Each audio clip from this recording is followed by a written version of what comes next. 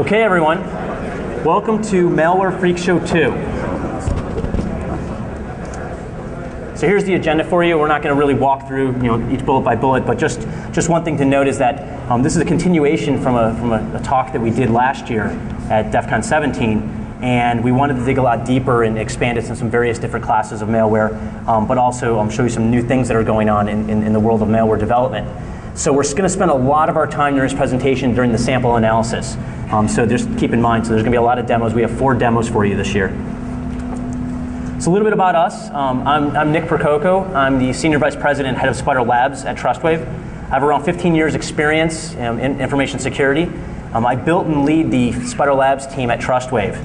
Some of my areas of interest are targeted malware, attack prevention, mobile devices, but really from a business and social impact standpoint. And this is Jibran. Hi, I'm Jibran Llyas. I have been in this industry for about 8 years. I recently got my master's from Northwestern University, and when I'm not doing work, I'm actually doing work, which is anti-forensics, artifact analysis, and real-time defense. So, turn it over to Nick. Sure. So, to go over introduction here. So, basically, we had a very busy year. As a team, we visited over 200 environments, 200 incidents. And that spanned about 24 different countries. So we had hundreds of samples to pick from, and we worked together to pick what we thought was the most interesting pieces of malware that we solved the last 12 months, and present those to you for you here today. So we have some new targets, and so if anybody attended the talk last year, we talked about the target environment, showed you how the environments work from a technical standpoint. We're going to fast forward a little bit past that and really describe just the environment at a high level and spend a lot of the time focusing on the malware itself.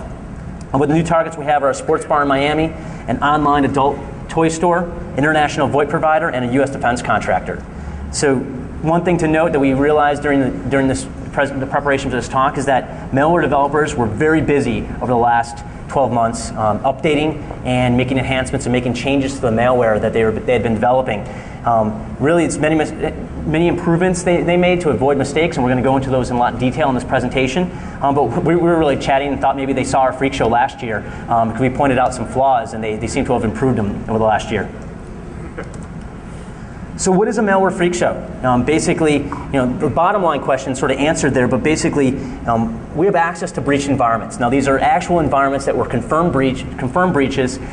Very important information, very valuable information, very valuable data was taken out of these environments using malware. And so really historically smash and grab was used where an attacker would break into a website or break into a physical location and steal data. They just take the data and run off with it. Today, they don't do that very often anymore. What we found is that on an average of they spend an average of 156 days within these environments. So this means that they hack into a say e-commerce site, and they'll be on that e-commerce server in their database for an average of 156 days before someone catches them. So that's something really, really important to keep in mind.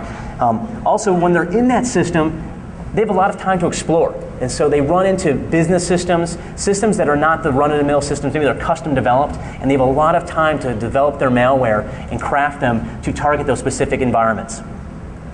And that sort of leads into the next bullet there, is that custom and targeted malware is now the norm. It's not the exception. I think when we were doing cases, say even investigating cases like 5 years ago, smash and grab was the norm. And then we started seeing things ramp up. And nowadays when we go out into the field, it's basically every single case has malware involved with it in some form or fashion. So basically, the reason we're doing this freak show is basically to gather information, perform analysis on each piece of malware, and then the real benefit is to learn about the sophistication of the authors, and learn about the sophistication of the current threats. And so the whole bottom line goal there is to rethink the way we alert, detect, and defend in these environments. So what I'm going to walk through before we get into the demos, I think it's important to walk through what we feel is sort of the anatomy of a successful malware attack.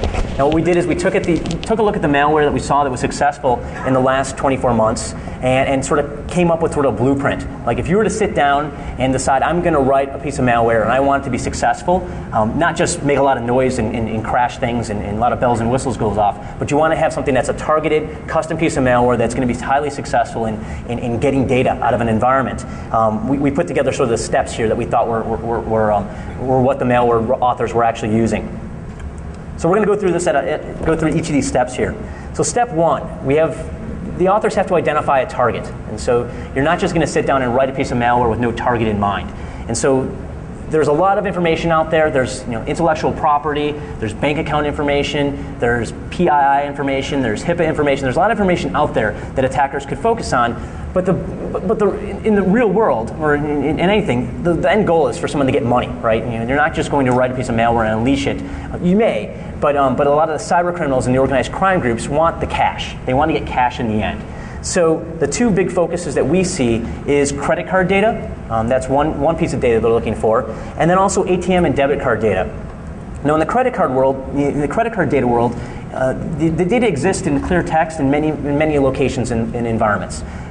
It's not supposed to be in clear in all environments post that after it's been used, but we often find it is, and we'll talk a little bit more about why that is.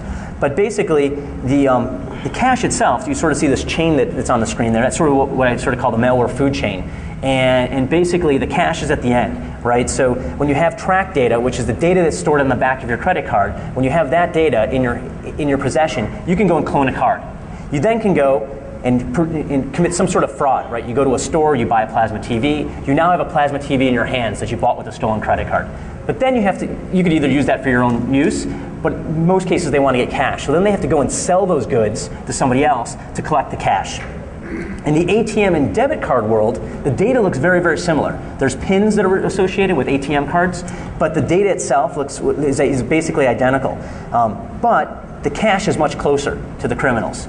They get a hold of ATM card numbers and PIN numbers, and they can go to a machine and take out the cash. They don't have to find a buyer for that. And so we hear about large or organized crime groups who go and they'll hit a large number of ATM machines all at the same time, and they'll literally suck cash out of those machines, and now they have that cash. No one could, they don't have to worry about going on the street and finding a buyer. They know they have that cash and they can move on to their next operation. So that's where you've identified the target. So it may be a bank, an ATM network, or an organization that takes credit card information, maybe your target. Now developing the malware, so really we break these things down into sort of the big three. These three functions are basically going to help you obtain the data in the most efficient way. So a keystroke logger, a network sniffer, and a memory dumper. And so we're going to go through those. I'm not going to talk to detail what those are because when Jibran does some of the demos, we're going to touch on the network sniffer and the memory dumper. Everybody here probably knows what a keystroke logger is. It records keystrokes. But they're using this, but the attackers are using this in a little bit different way. And so I'll just touch on that real briefly, is that when the data itself is being inputted into a system, the data itself is being inputted via a keyboard type device, a swipe device. If anybody ate here at one of the coffee shops or someplace and you saw them swipe your card, that data is actually being input into the system just like you would if you typed it in. It's just being read off the mag stripe and input in the system. Nothing really special is going on. And so then we also sort of have their sort of disk parser with a question. We often don't see that. Now there is data sometimes stored in the system, but it'd just be easier to take the file and leave. The persistent types of attacks are going to use things that are going to try to access data when it's being used in an active state. If you think of a system that is obtaining data encrypted, it's releasing data encrypted, it's storing data encrypted, what better way of obtaining that data than through things when it's either on the network in the clear, if it's in the memory in the clear, or being entered into the system in the clear. Some other design considerations, naming convention. Blah blah.exe is not the best name to use if you're trying to be stealthy in an environment. And then choose something like svc host.exe. That's much better. Most IT administrators that are looking at their task manager are not going to notice that as something out of the ordinary. Also, slow and steady wins the race. The attackers and the attacks using malware that we see are very successful. They don't jump in there and make a lot of noise and start doing a lot of damage. They're going to stick around for a while. The malware is going to run and just collect data and siphon it out of the environment. And then, of course, persistency. When they reboot a box, you don't want to have to reinstall your malware. You want to be within that system and maintain persistence through many, many reboots. And then data storage as well. You got to make sure that the data you're collecting is not going to fill the hard drive of the system. So here's step 3, basically infiltrating your victim. So we have a couple different ways. You have basically the physical way, and we see these attacks. You walk up to a computer, you stick a USB key in, and it basically puts the malware on the system. That's a physical way. The easy way that we often see is sort of remote desktop and default passwords. We see those all the time. Now the malware itself that's being installed has complex properties. The attack vector is very, very simple. And it's something that should not be there, but it's that we see that hundreds of times in many environments. And then you have the Uber way. You have basically the O-Day. And we do see that from time to time, but in most cases the attackers are going to use vulnerabilities that are rather old. Things that have been around for a very long time, and basically they're just available there for the attackers to take advantage of. Now, finding the data, the software we found holds the secrets, right? If you're on a system, you're looking to find out where that data is stored within the environment. The task manager is a really good tool. You can see the processes that are very, very busy. That usually is a place where there's data being processed, and that's where you can then hook your memory dumpers into. And then the folders, the processes folders, temp files, we still see those containing a lot of data. Configuration files that contain debug parameters. You turn the debug parameter on a system, and sure enough, it starts logging all of the activity that it's doing to the hard drive. It's typically there for someone to troubleshoot it, but it makes the attacker's life pretty easy. And then, of course, the wire. In most environments that we run into, even financial institutions, the data on a local network is often not encrypted. Now, it's encrypted when it goes across the internet to other locations, but when it's on a local environment, many organizations don't feel that it's important that they encrypt that data as it's being transmitted between systems. So that's a big place where you can find data. Then getting the loot out. Basically, once you try to get the data out of the environment, most of these environments have little to no egress filtering. So you don't have to worry about just trying to, it's just limited to, say, port 80 or 443. But that doesn't mean use 31337 as the port you use to send that data out. Don't reinvent the wheel. Use what's commonly available, common internet protocols. And because really, the IT security professionals that are going to look at those firewall logs are going to look for freaks. They're going to look for things that look out of the ordinary. If you're sending your data out of port 80, they're probably not going to notice it very quickly. The last step here, basically covering your tracks and obfuscation, we find this is rather sometimes optional, right, from a successful malware attack. Like I said earlier, we found the average of these attacks lasted about 156 days. That's a long time for someone to be in the environment before someone noticed it. So trying to be covert and trying to cover in your tracks, not always extremely important, but it can help. Now, some notes though: don't be clumsy. This is successful. Something to take away as far from the successful malware writer has to put within their malware. Basically, crashing systems, that's sort of bad. Filling up disk space is really bad, and filling up disk space, you might get away with, because a lot of the clients that we see sometimes actually aid the clients. We've seen an instance where the attackers were kind of filling up the disk space, and guess what the IT guys were doing? They're installing another terabyte hard drive, and then another one, and then another one. And that's not it. So when they spend enough money, like $300 on hard drives, they're like, yeah, let's delete the 2003 accounting data, 2004. And finally, they picked up the phone and said, hey, Trustway, we need your help. So it's kind of a note there. Yeah, and then command prompts popping up. We've seen some malware that's poorly written that does those types of things. That's just stupid, right? You have things popping up. We actually received a call from somebody who said, I think there's something going on in our system, and it was because the mouse was moving around by itself. So making things obvious to the end user, even to someone who's not technical, is not a good sign. But then you want to mess with the investigators and the cops, right? So you don't want to make things easy. MAC times, you're going to modify those to match the install dates of a lot of the utilities or the files that are in Win32. And we're going to show you this. A lot of these new attributes here came into play in the last 12 months. They started doing these things. Obfuscating output, we're going to show you that in some of the new malware samples. Packing, basically packing the bag of tricks using packers. You don't have to pack the custom malware you wrote because AV is never going to detect it. But if you're bringing along some other utilities, you have to actually pack those in order to really be covert in some fashion.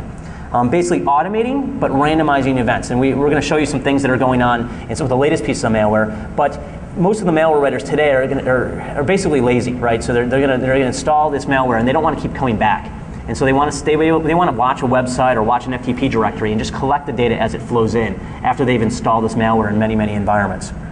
So randomizing those events can help avoid detection as well. And then rootkits. So that's one of the latest pieces we've been seeing in this type of malware is they're getting away from executables and diving down into using rootkits. So now we're going to jump into some demos. And so like I mentioned, we're going to spend a lot of time, big portion of the presentation in the demo aspect of it. So let's talk about this environment real quickly. This is the memory rootkit malware. We gave this guy the code name Captain Brain Drain. It is basically, it looks like a normal Windows file name. Sort of they get the win for file name choice. It targets Windows platforms. Now the key features, I'm not going to talk about that because Jibran's going to demo all of those for you in a couple minutes. But I'm going to talk a little bit about the environment. This was a Miami sports bar. It was an elite location, had a lot of celebrities that frequent that location. The IT operations was outsourced to a third party. This is not uncommon. Most organizations below normal enterprises outsource everything, and so they have really no ability to manage these systems themselves. So they're going to outsource it to another company. When we talked to the owner, we talked to them and asked them about security, about what they do with their systems. He basically said he was getting notices from his bank about online security and compliance, and he basically gave him a headache, so he just basically tossed him in the garbage. He basically admitted that to us. And then the other sort of byproduct here is that the point of sale system was also the sports bar's DVR. It was also the DVR server. So if you ever wonder what goes on in a Miami sports bar after hours, you really don't want to know. If you sit in a bar and you see sort of this long, flat, hard, sturdy bar, and you're sitting there having a drink and eating some food, if your fry falls off the plate, the 5-second rule does not apply. So now we're going to jump into some demos. All right. So can everyone hear me okay? In the back? All right, so are you all ready for the demos? We've got about 4 demos. And I want you to say, hell yeah, if you are ready for the demos. Are you ready for the demos? Yeah. Am I ready for the demos? No. I got to move this cup. All right. So without further ado, let's go into the demos. Okay. So the first sample I have is it's called the memory rootkit. So as Nick mentioned, a lot of malware. Now that databases are getting encrypted, we can't really do just smash and grab. So what the attackers need to do now is basically maintain persistency in the system, and they basically dump the memory where the data resides unencrypted. So you guys are getting very lucky. You guys are going to see an actual malware that is going to install itself as a rootkit and steal data from the memory. So without further ado, let's go on to it. Let's see, is the resolution okay? Yep, it's fine. Yeah, okay.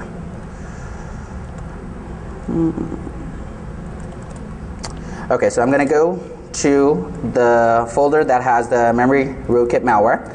I call it memkit, and let's actually see what samples it has. So it's got a loader.exe, which is basically a file that loads the rootkit into the kernel. Then you've got ram32.sys, and actually, you know what? This demo is going to be really interactive. We really planned prizes for you guys, but we lost all our money in blackjack last night, so the most we could do is give you a Twitter mention if you answer a question. So ram32.sys, wants to take a guess what this file could be?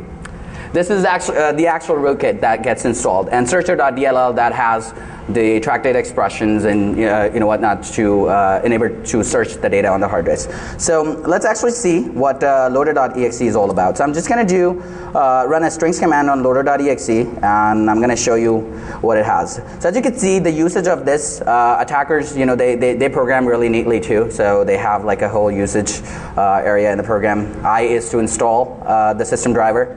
It must be in the current directory, so they're helping us out as well. R is to start and resume the capturing. So if you have the malware on the system, if you want to start or stop, there's an option right there. S is to stop the capturing, and U obviously is to uninstall. And they also tell you, hey, it doesn't uninstall until you reboot. So pretty helpful there. Okay, so what we're going to do is just load this rootkit into our kernel. So as you can see, loader.exe, I just give it an I switch, and it installs ramsys32 driver. Now we want to run this. We want to start this, right? So loader.exe R. So far so good. All right. So now we're going to go to this Windows folder where malware actually dumps the files. So I'm going to sort my files by date modified, because the file should be created right now. As you can see, we don't see any files. So what I'm going to have to do, and actually, can I let you guys answer this? What do I need to do here? Show it in files. All right. You guys are on this, all right? Okay. And I'm going to sort this by date modified again. Oh no. No, it's not the demo. There's one more thing that the malware has. Anyone wants to take a guess of what that could be? There you go. You're getting a Twitter mention. All right, so we go to view again and we uncheck this box, hide protected system operating system files. We do that, it gives us a warning, but what the hell? Just go with it. Okay, so now we see a weird looking file. Can everyone see it? 7152, whatever the random digits are. And it's 0 KB right now. So why it's 0 KB right now? Because we haven't sent any data to the memory for the malware to attack. So I'm going to open this file in TextPad, favorite text editor. And all right, are you part of the team? Okay, so right now there's no data there because in the memory we haven't processed any track data. So what I'm going to do is I am going to go to my pending payments folder, and I'm just going to open some checks. So these are basically the temporary files. Like when you swipe your credit card at a bar, at a restaurant, at a hotel, these temporary files get created, but just for a very tiny, maybe a millisecond, and then it goes to the database, or it just goes to the memory and then to the application to the database. So these are some files that I'm just gonna load up in my memory just to kind of see what's out there. And basically, in my all transactions, I'm going to say, since we don't have a real point of sale program, I'm going to say all payments processed. All right? Cool. All right, so I save this, and now we go back to this file, and TextPad. It's alerting us that, hey, some application has updated this file. Now, we didn't write anything to the file, right? So it's got to be the malware that did the job. So we're going to reload it. And here you go. So we see credit card numbers, the names, and this is basically the pattern of track data, track 1 data and track 2 data. Now this malware has an additional feature. Now a lot of the companies are investing in DLP software and credit card data scanners. Who can tell me what's wrong with the track data format here? So there's one really tiny thing that this malware does. And it's a really neat feature. So if you see here in the first line, after these numbers, right before the tangent of dark tangent, we see a percentage sign. In track 1 data format, in the real data, in the real file that I opened, we see a caret character. Now this is actually a big indicator for track 1 data, and a lot of DLP software, they code this into them so to be able to detect track 1 data. So what the malware is doing is replacing all the caret keys and replacing it with a percentage sign, so if anyone's searching for track data, they won't get it. And you guys might be wondering why people don't just search for cardholder data. And that's because a lot of times when you search for cardholder data, you get a lot of false positive, a lot of noise. So a lot of people just search for track 1 and track 2 data. So that's one thing that they do. And then also if you look at the track 2 data, so in here there's an equals to sign, right? So guess what the malware does to the equals to sign? Damn right, they turn it into money, right? So that's basically how neat their output is. As you notice, my file, my actual transaction file had a lot of other stuff, but when the malware runs and it searches the memory for the data, it basically parses out just the track data and it puts it in this neat format. And the last feature of this malware that I want to demonstrate is that since Nick mentioned, they don't want to come in every time and rotate the files themselves, so it has an automated feature. So what it does at about 10 a.m. every day is that it changes the file. So let me change the file, the system time to 9:59, and I'm gonna make it a.m. So right now we see the date modified 7/31/6/24, right? So right when the clock hits 10 o'clock, this basically becomes 0 KB, and the new time is 10 a.m. So any guesses what happened to the data in this file? So this is our file. Now it's got no data.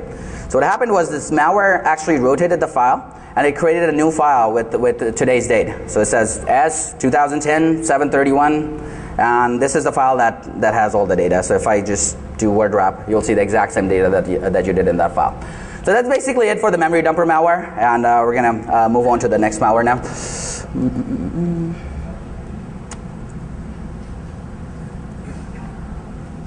Okay. All right. Let's jump back into the presentation real quick. So this next piece of malware is basically a Windows credential stealer. So we gave it the code name Don't Call Me Gina. And you'll see when we're going through this why the file name is sort of a good choice as well. But again, the target platform is Windows. Now the victim here, just a little set this up a little bit. This was an online adult toy store. They had about a 100-person company. They had some stores as well, some physical locations. But they decided to outsource all of their hosting to and development to a low-cost provider, and it was a sort of well-known provider. They found the information about that company in sort of the back of a tech magazine. It looked really great, and just like everybody else, when they're shopping for hosting providers. And basically, they found that there was remote desktop enabled, which basically was a terminal server. And so, just to set it up a little bit, the attackers were able to get into the remote desktop or system or the terminal server that was used by the hosting provider to get access to all the systems they were hosting. And so I'll set that up for you.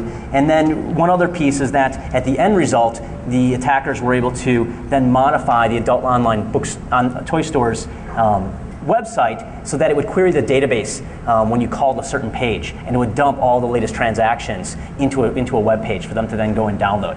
Now the attack itself from the Gina functionality, Jibran's going to demo that, but I just wanted to set it up and show you the first part of how they got in and sort of the end result. But the real meat of the malware is actually in the middle and what they're able to do. All right, so we are ready for demo number 2. Are you ready for demo number 2? Oh yeah. All right. So by the 4th demo, we should be here than track 1. All right. So, all right. So this is actually one of my favorite malware, and actually this relates to all of us because a lot of us, if we don't use Windows XP computers, we touch it at some point in time because they're so damn insecure. But anyhow, so I'm going to show you the pieces of the malware, and I don't know why when I do it first time it doesn't do it. Anyway, so call it Gina, and let's actually see what's in this package. So we've got fsgina.dll. Now, who can tell me what msgina.dll? Anyone have heard of msgina.dll? We got. Yeah. So it's basically, it helps with the authentication process, right? So when you see that screen with your name on it and says, "Hey, come enter your password so I can steal it," that's MSGina or a slight variation of it. So fsgina is basically a variation of msgina. It tries to get loaded with msgina so that it could capture the passwords upon legit logins. Now fsgina.reg is actually an automated script. If I just run this, the malware is going to load in the registry. But I'm gonna be nice enough and I'm gonna show you guys exactly which key it changes in the registry. And this timestamp.exe, that is actually a piece of malware that actually changes the time of the malware files. So I'm going to copy these 2 files, fsgina and timestamp, in Windows System 32 directory. So what we're going to see is that these 2 files, basically, they show up at the top, right? So a lot of times when we're investigating a Windows computer, for a friend or your mom or your grandmom, whatever, you basically go through to this task manager of a Windows System 32 folder, right? To check, hey, is there a malware infection there? So likewise, attackers know that, and what they try to do is basically try to hide their malware around the time when operating system was installed. So this timestamp utility actually does that for them. So I have this command here that is going to change it, but I'm going to tell you a reason why I chose this time, Saturday, 4/13/2008. It's not because it's my birthday, but it actually has a meaning. So I'm going to go to System 32 folder and actually check the time of msgina.dll. Now, if I'm a good malware author and I'm actually on the system, I want my FSGNA, like the fake SGNA, to have the same time as MSGNA. So it's basically 4/13/2008, 10:42 p.m. So what do the malware writers do? They do the same time. So if you notice right here, FSGNA right now has date modified of 6/16 and date created of 7/31. Right when I run this command here, it's going to change the time. And look what it changed it to. 4/13, 10:42. So yeah, now, if you're the hacker, you would want to delete timestamp.exe. So when someone does this, date modified, date created, sorted by that, you don't see any malware, right? And FSGNA basically shows up with all the other files. It's lost in the system30 files. So now to infect FSGNA and to WinLogon process, we actually need to change a registry key. And the registry key that you need to change is you go to HK local machines, software, Microsoft, and it's a lot of people would think it's Windows, but it's actually Windows NT. So you go to Windows NT, current version, and find WinLogon folder. And basically, all you need to do is add a string value, and you call it GINA DLL. And when you add GINA DLL, you also have to give a path. So I do a lot of typos, so I'm actually going to make sure that I just copy and paste. All right, so what we're doing is we're saying, okay, add another registry entry. So when winlogon.exe loads with the operating system, it's going to load MSGNA, but it's also going to load FSGNA. And FSGNA is going to be the malware that is actually going to take the data.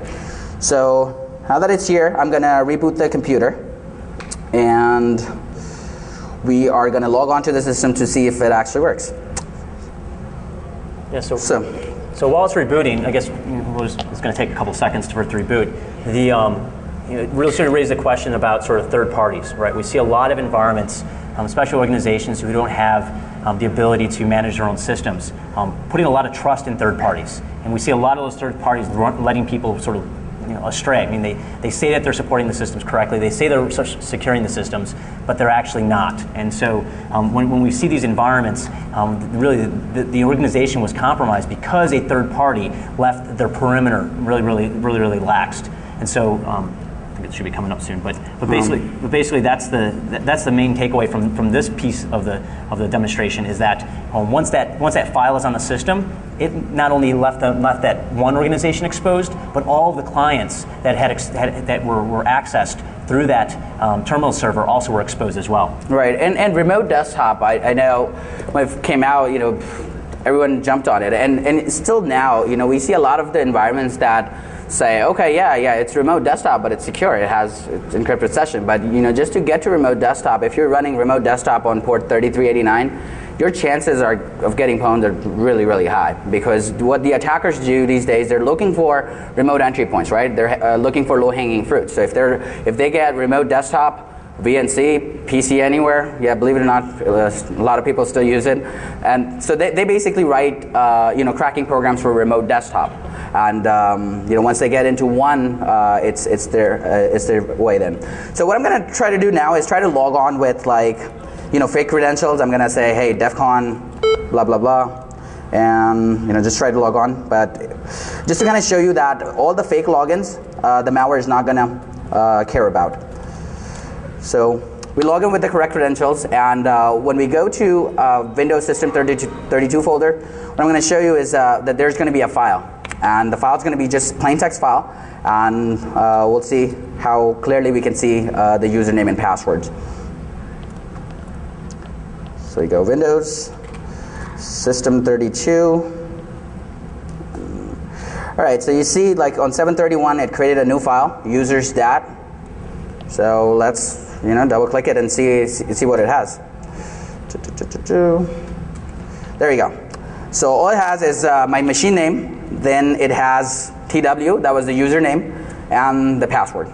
So basically, you saw me writing Defcon and all those other fake ones. It only captured the one that it needed to, and that was the legit one. So with that, we're going to go to the next demo. It's called CTA. Actually, Nick's going to talk about it. Okay, so in the interest of time, I'm just going to go over this very, very quickly. But basically, this environment was a international VoIP provider. So they had a lot of customers. They had two different methods of sort of taking data into their environment. One was via kiosks, where people were buying sort of these prepaid cards, and another method was on a website. And so basically in their hosting center, they had a server that was processing all of this data. Now one thing to note about this data center, when we went to do our investigation, we actually walked up and out came about 20 cats out of the data center, because it was really at a barn in the middle of nowhere. Is where this hosting provider was. And so we were sort of confused why all these cats were living there and living around these servers. But then actually just last week I was watching television with my son, and out came a commercial. It was Cats versus Dogs 3D. And I sort of had this revelation. I was like, that's what was going on. The cats were running the ISP. And so we'll jump in to the payment switch demo of the Clandestine Transit Authority. All right, so are we ready for demo number 3? All right, you're kicking it. All right, so, hey, we got a background change. Awesome. So notice how we have this cool backgrounds for every little malware.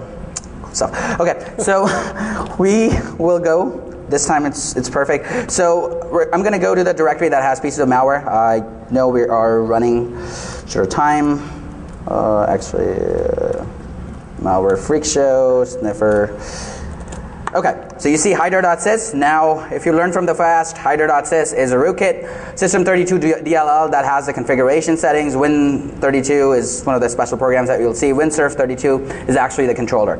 So what I'm going to do is I'm going to actually show you the settings of this malware. And this is, again, pretty System32 here. So as you can see, the settings are such that the log would be in Windows directory, system40.log. Here's a command line for a malware, win32.exe with these options. Now, with looking at just these commands, can you guess which tool it is? All right, it's basically ngrep. So they've changed the name for ngrep, and they're running. It's basically a sniffer malware, right? So it's going to sniff the internal network for confidential data.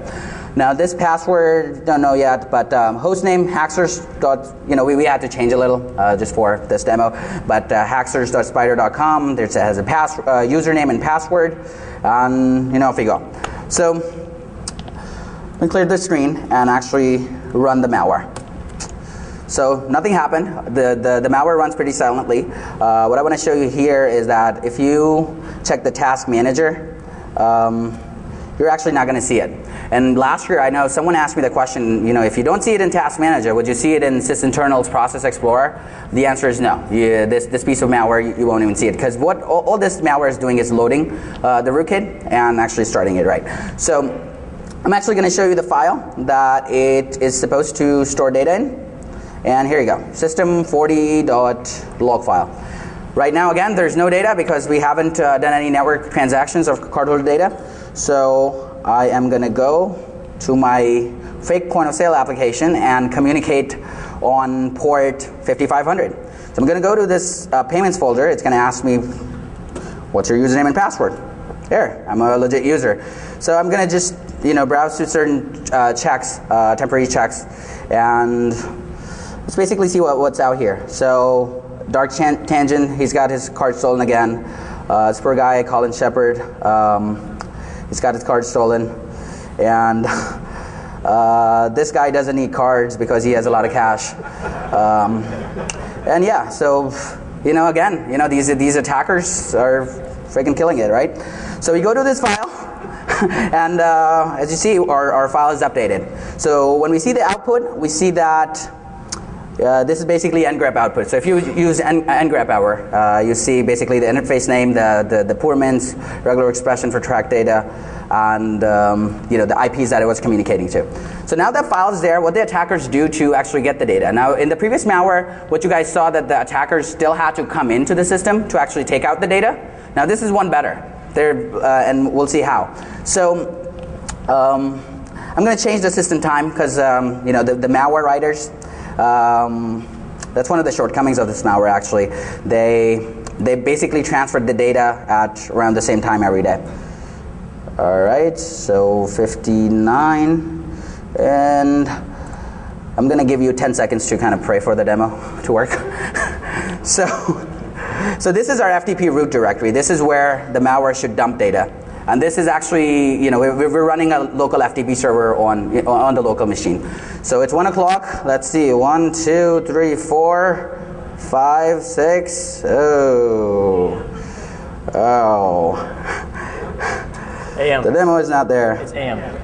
Oh, it's AM. Okay, good call. All right, so we're gonna change it to. You're getting 2 Twitter mentions. Okay, perfect. So this time, I'm actually gonna do a good job. So hit apply, and let's see. Now we got 3 more seconds to pray. 1. Uh-oh. Keep praying, keep praying. All right, we got it. Okay.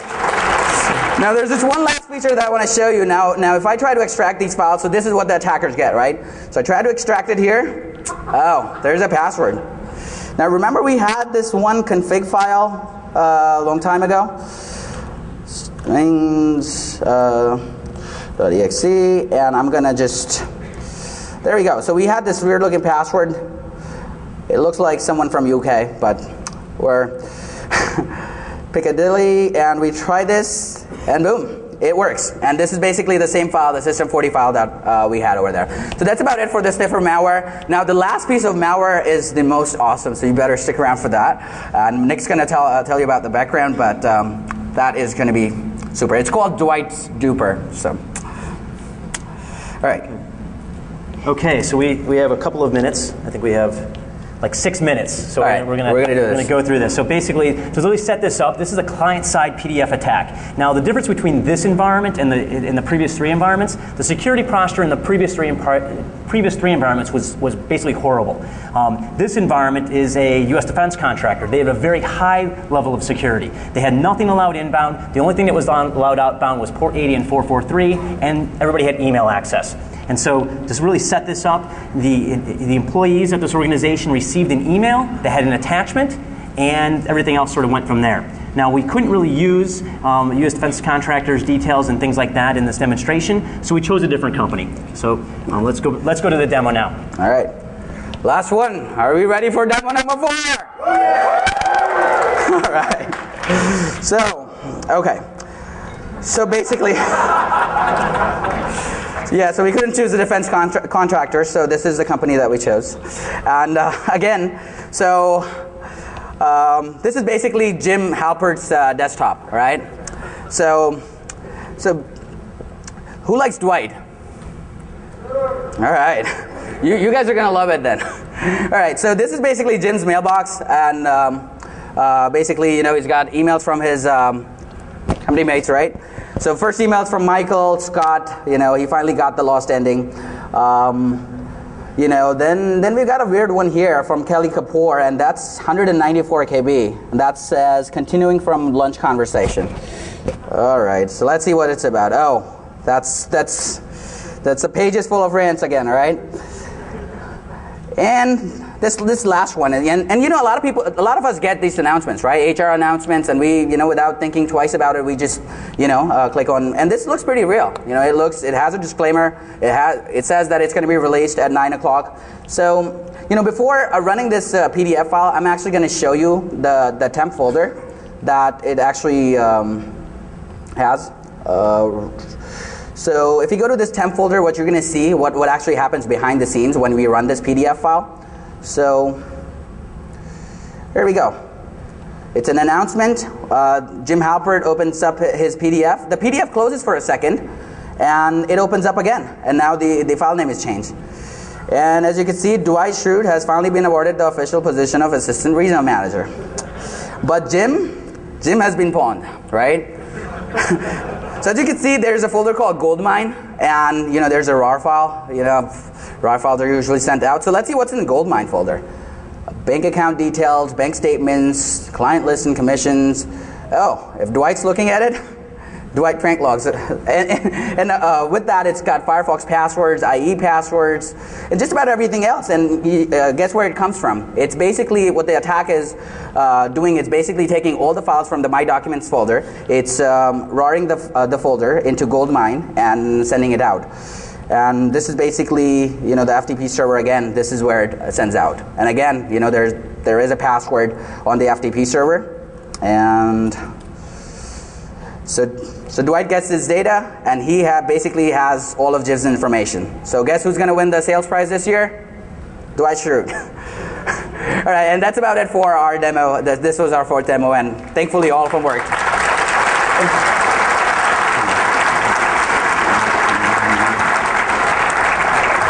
Yeah, so just to sum it up, so what we learned here is that customization of malware is the key, right? So we're seeing customized malware targeting environments, like you saw in the U.S. defense contractor example. I mean, that's very, very customized, targeting that environment, specifically crafted to basically own those employees at that company. And then, slow and steady wins the race. Right. And then basically, you saw the anti-forensics features. They don't have to, but they do it anyway, just for the brownie points. Automation is another big thing, and you know what? They're not slowing down. And the funny thing Nick mentioned at the beginning of this talk, last year we gave the Malware Freak Show, and the shortcomings that we gave last year, they basically went ahead and corrected the malware. So, if you come next year, we might have Defcon Malware Freak Show 3. And thank you guys for being such a wonderful audience. Thank you.